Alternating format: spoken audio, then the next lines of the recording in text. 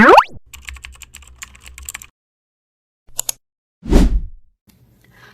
everyone and welcome back to my channel. My name is Marisa Nopriani and today we are going to talk about one of the most powerful skill you can ever master, public speaking, especially in business context.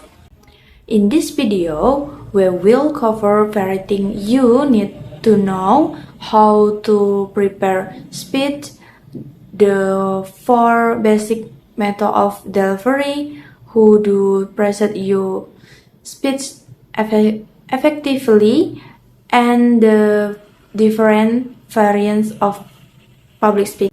So with her, you're a student, professional, or simple some who want to improve their communication skill. In this video is of utility for you. Let's get started.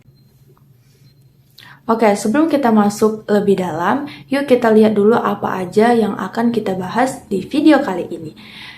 Yaitu ada 4 topik utama yang akan kita pelajari bersama. Yang pertama yaitu speech preparation atau persiapan pidato. Ini adalah langkah awal yang sangat penting sebelum Anda naik ke podium. Dan yang kedua ada 4 basic method of the delivery. Ada 4 metode penyampaian pidato dan masing-masing mempunyai kelebihan serta kekurangannya sendiri. Yang ketiga ada processing the speech, bagaimana cara menyampaikan pidato yang benar-benar menarik dan berkesan di mata audiens. Dan yang keempat, varieties of public speaking, berbagai jenis public speaking dan kapan masing-masing paling tepat digunakan. Jadi, pastikan Anda menonton video ini sampai selesai ya, karena setiap bagiannya saling berkaitan. Nah, sekarang kita masuk ke bagian pertama yaitu speech preparation atau persiapan pidato. Banyak orang yang meremehkan tahap persiapan ini. Mereka pikir cuma berdiri di depan, buka mulut, dan ngomong. Padahal persiapan yang matang adalah pondasi dari pidato yang sukses. Seperti kata pepatah, by feeling to prepare, you are preparing to feel. Kalau kita nggak siap, kita justru sedang menyiapkan kegagalan. Sebelum mempersiapkan pidato, kita perlu tahu dahulu apa tujuan pidato kita. Karena ada 3 jenis utama public speaking. Yang pertama adalah speech that's inform atau pidato informatif. Nah, pidato jenis ini bertujuan untuk menjelaskan, melaporkan, mendeskripsikan, mengklarifikasikan, mendefinisikan, atau bahkan mendemonstrasikan sesuatu. Tujuan utamanya sederhana, yaitu menyampaikan fakta, detail, dan contoh agar audiens memperoleh pengetahuan baru. Contohnya seperti presentasi laporan keuangan atau seminar ilmiah. Yang kedua adalah speech that's persuading atau pidato persuasif. Perbedaan dengan informatif, pidato persuasif dirancang untuk meyakinkan dan mempengaruhi keyakinan atau sikap audiens. Anda bisa melakukan ini dengan 3 cara, yaitu memanfaatkan kredibilitas Anda sendiri, menggunakan logika dan data yang kuat, dan menyentuh emosi audiens. Contohnya adalah pidato kampanye, iklan produk, atau presentasi proposal bisnis. Dan yang ketiga adalah speech that's entertain atau pidato hiburan. Nah, ini yang paling unik. Pidato jenis ini menggunakan humor untuk menenangkan hati audiens, seperti pidato setelah makan malam atau MC di acara pernikahan. Tapi perlu dicatat, ini juga merupakan jenis pidato yang paling sulit karena membutuhkan keluasan, keanggunan, dan karisma yang sangat tinggi dari sang pembicara. Selain jenis pidato, kita juga perlu mengenal gaya bicara atau speak style. Ada 3 tipe presenter yang sering kita temui. Pertama yaitu the cool presenter. Presenter tipe ini berbicara dengan tenang, terstruktur, dan selalu berpegangan pada fakta dan data. Mereka sangat logis dan analitis, cocok banget untuk presentasi bisnis formal atau laporan teknis. Kalau Anda pernah lihat presenter yang bicara seperti seseorang ilmuwan, itulah the cool presenter. Dan yang kedua ada the hot presenter. Ini adalah sebaliknya. Penuh semangat, berbicara cepat, menggunakan jeda yang dramatis, dan gerakan tubuh yang ekspresif. Mereka berlari di atas adrenalin atau mampu membakar semangat audiens. Anda mungkin tidak suka atau sangat suka dengan gaya ini. Tapi satu hal yang pasti, tidak ada yang bisa mengabaikan the hot presenter. Dan yang ketiga yaitu the dull presenter. Nah, ini yang harus kita hindari. Dull presenter takut mengambil resiko sehingga presentasinya terasa membosankan dan mudah dilupakan. Dan ironisnya, gaya ini justru yang paling umum banyak orang terjebak menjadi dull presenter tanpa mereka sadari. Jadi, jadilah cool atau hot, jangan dull. Nah, sekarang kita masuk ke bagian yang sangat praktis, yaitu 4 metode penyampaian pidato. Ini penting banget karena metode yang Anda pilih akan sangat mempengaruhi bagaimana audiens merespon dan menerima pesan Anda. Ada 4 metode dasar penyampaian pidato, mari kita bahas satu persatu. Yang pertama yaitu reading a manuscript verbatim atau membaca naskah kata per kata. Ini adalah metode yang paling umum yang dilakukan orang tapi juga yang paling tidak direkomendasikan. Kenapa? Karena kecuali Anda sangat terlatih, pembacaan naskah akan terdengar sangat datar dan membosankan. Tidak ada kontak mata dengan audiens, tidak ada spontanitas. Kalau Anda mau kehilangan audiens dengan cepat, inilah caranya.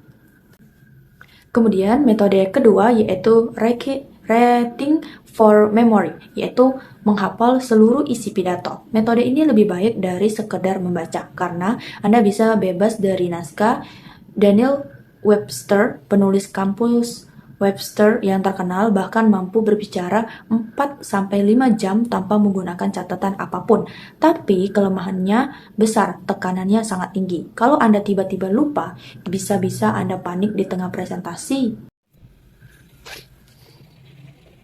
Metode yang ketiga yaitu speaking impromptu atau berbicara tanpa persiapan. Ini adalah situasi di mana Anda tiba-tiba diminta berbicara di sebuah acara tanpa persiapan sebelumnya. Keuntungannya adalah terasa sangat natural dan spontan. Tapi ada satu syarat mutlak, Anda harus benar-benar menguasai topiknya. Ada 3 aturan emas impromptu. Yang pertama yaitu memiliki suatu yang penting untuk dikatakan. Kedua, sampaikan dengan cara yang mudah dipahami. Ketiga, berbicaralah secara sederhana, langsung, dan bermakna. Dan metode yang keempat yang merupakan yang terbaik yaitu speaking extemporaneous. Berbicara secara extemporaneous ini berbeda dengan impromptu ya. Extemporaneous bukan berarti tanpa persiapan, justru sebaliknya. Anda mempersiapkan dan melatih pidato dengan sangat matang sebelumnya, lengkap dengan catatan singkat, namun pemilihan kata yang tepat dilakukan pada saat Anda berbicara. Hasilnya terasa natural, spontan, tapi tetap terkontrol dan terstruktur dengan baik.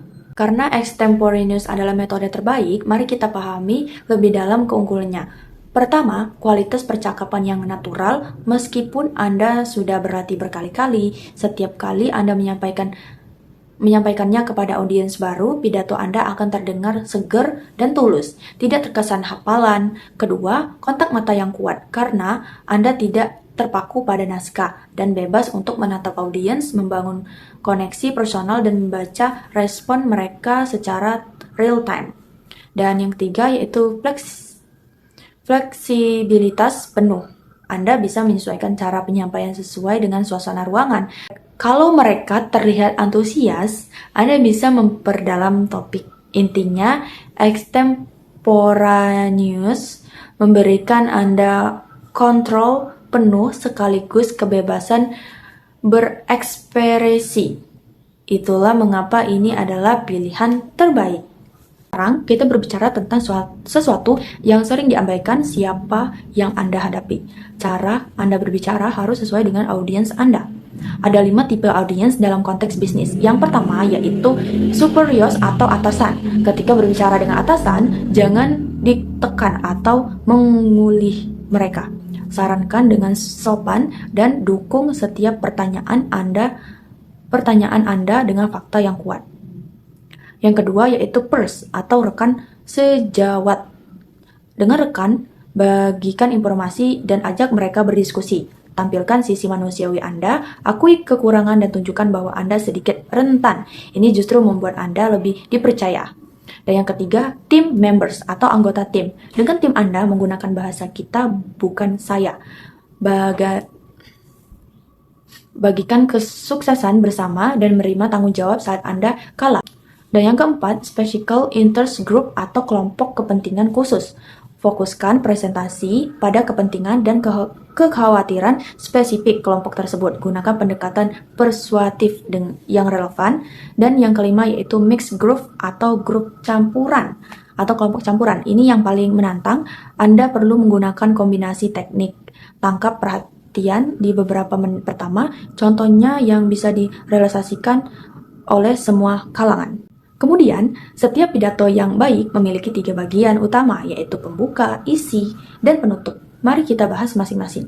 Bagian pertama, the introduction atau pembuka. Seperti sebuah film yang membutuhkan opening yang kuat untuk menarik penonton, pidato adapun harus dimulai dengan pembukaan yang memukau. Kesan pertama itu sangat menentukan. Pembukaan yang buruk bisa membuat audiens kehilangan minat sejenak awal dan sangat sulit untuk dipulihkan kembali.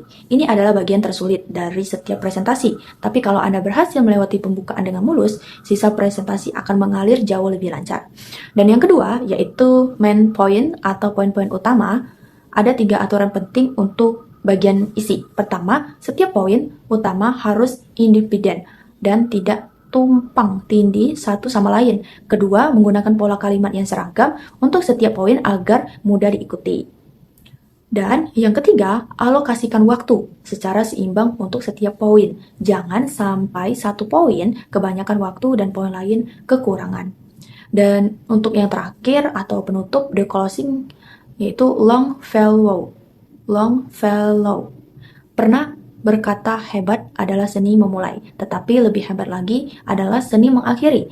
Penutup yang kuat adalah kesempatan terakhir Anda untuk mengenakan kesan mendalam pada audiens.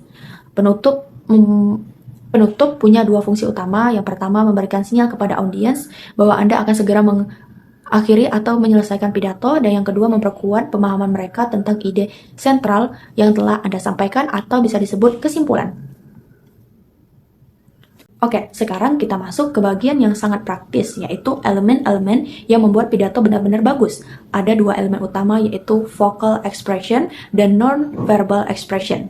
Yang pertama, vocal expression atau ekspresi vokal. Ada 3 hal dasar yang harus Anda perhatikan, yaitu berbicara cukup keras agar bisa didengar, cukup jelas agar bisa dipahami, dan cukup lambat agar audiens bisa mengikuti. Lebih spesifik lagi, ada 5 dimensi suara yang bisa Anda manfaatkan, yaitu volume. Gunakan perubahan keras dan lembut untuk memberikan penekanan pada poin penting. Pitch atau nada. Usahakan tetap di rentang tengah yang nyaman dan natural. Kemudian ada rate atau kecepatan. Nah, ini sedikit untuk membangkitkan semangat dan memperlambat serta beri jeda saat ingin menekankan kata-kata kunci. Kemudian ada artikulasi. Artikulasi ini berbicaralah dengan jelas dan penuh. Jangan menelan kata-kata. Dan kualitas suara ini adalah kepribadian suara Anda, apakah responan, dalam, atau hidup. Kembangkan karakter suara unik Anda. Kemudian kita masuk yang kedua, yaitu non-verbal expression atau ekspresi non-verbal. Ini perlu diingat prinsip ini non-verbal atau membingkai verbal. Artinya adalah gerakan tubuh Anda menentukan apa audiens fokuskan, apa mereka mendengarkan kata-kata Anda, dan atau justru teralihkan oleh gerakan tubuh Anda. Ada beberapa tips praktis yang bisa langsung Anda terapkan, yaitu pertama, saat naik ke podium, berdiri diam sejenak dan buat kontak mata dengan audiens sebelum Anda mulai berbicara. Kedua, jangan mondar-mandir ke sana kemari. Pilih 2 atau 3 posisi, strategi di mana Anda akan berpindah. Yang ketiga, gestur secara natural seperti saat Anda berbicara dengan teman. Dan yang keempat yaitu bebaskan tangan Anda, jangan masukkan ke saku. Oke teman-teman semuanya, sebelum saya tutup, izinkan saya merangkumkan 6 poin penting yang harus Anda ingat dalam video ini. Yang pertama yaitu selalu kenali tujuan pidato Anda, apakah untuk improve, persuade, atau entertain. Ini menentukan segalanya. Kemudian extemporaneous untuk hasil yang terbaik, persiapan matang, dan penyampaian yang natural. Kemudian yang ketiga yaitu sesuaikan dengan gaya bicara Anda dengan tipe audiens yang Anda hadapi. Selanjutnya, yang keempat, bangun struktur pidato yang kuat, pembukaan yang memukau, isi yang berimbang, dan penutup yang berkesan. Untuk yang kelima, latih vokal dan nonverbal Anda secara bersamaan, keduanya sama-sama penting dan saling melengkapi. Serta yang terakhir, jangan jadi dull presenter, jadilah cool atau hot sesuai dengan situasi dan kepribadian Anda. And that's all for today video. I hope you now have a better understanding of how to prepare and develop powerful speech in business setting. If you found this helpful, don't forget to like, comment, and subscribe. It really means a lot to me. Thank you so much for watching, and I will see you in the next video.